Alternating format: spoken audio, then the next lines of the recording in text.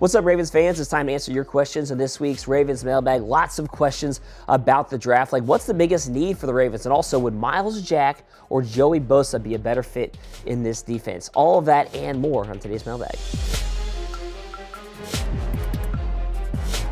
Our first question comes from Ayali, and the question is, what do you consider the biggest need for us right now? Left tackle, middle linebacker, or outside linebacker? I'm surprised cornerback wasn't also thrown into the mix, but even if we threw that in, I would still say outside linebacker is the Ravens' biggest need right now, and that's for two reasons. It's a short-term need, and it's a long-term need. Short term, the Ravens really need a third pass rusher. I think they missed that last year, not having that third guy like Pernell McPhee was the year before. And also, you don't know what kind of shape Terrell Suggs is going to be in coming off his Achilles injury. Is it going to take him half a season to get back to form? How long is it going to take? So you need a pass rusher for that. Also, long term, Elvis and Terrell Suggs are both on the back nine of their career. I think Steve Bisciotti said Elvis probably has 2 or 3 more years left. You need somebody to take over for the long term also and be a star pass rusher for you.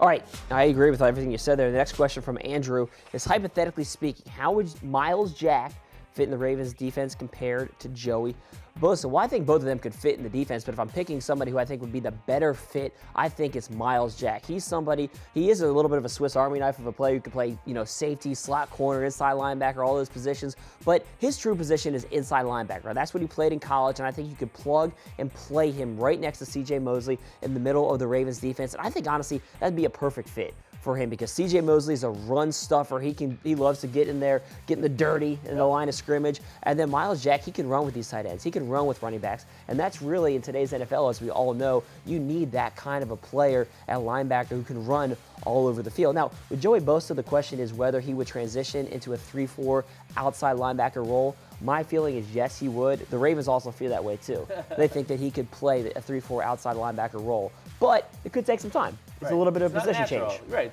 I think for Myles Jack, he would come in here and play the same position they did in college, whereas Joey Bosa, it's a transition for him. Totally agree. So both of them would be good fits, but I think Myles Jack, I give a little bit of the edge in that department. Our next question is from Marcus Bratt, and he asks, how do the Ravens feel about Notre Dame linebacker Jaylon Smith and his knee injury? What round might they be willing to take a chance?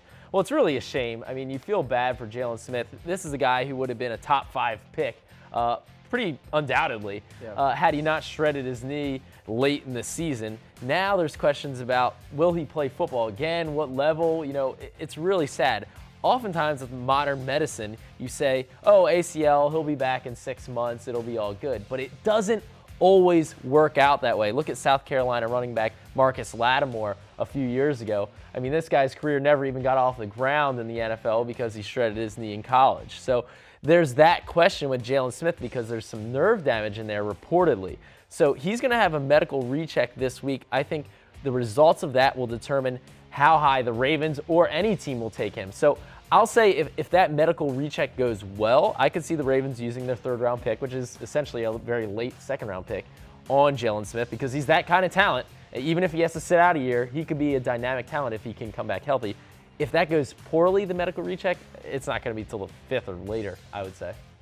All right, the next question and our final question of the day is, which free agent pickup do you think will have the biggest impact this season? I think I point to Eric Weddle, and it's not really a big surprise. This is the highest price free agent acquisition that the Ravens made. They expect him to come in here, be a difference maker on the back end of the defense. They've been looking for that kind of a playmaker in their defensive secondary since Ed Reed left. I think Benjamin Watson is going to be a really good pickup for this team.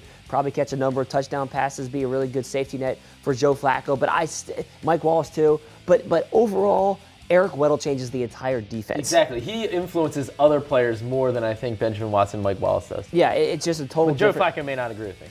He probably doesn't. Mike Wallace has an interesting influence on the offense as a whole too, because they need that speed. But I think Weddle more so. I think on the back end of that defensive leadership, all the intangibles that he brings, it's more than just the playmaking, I think. Yeah, totally agree. All right, so that does it in this week's Ravens Mailbag. But as always, we want to hear from you. This is your chance to ask your questions. So send them in every week on social media. Thanks for watching and have a great day.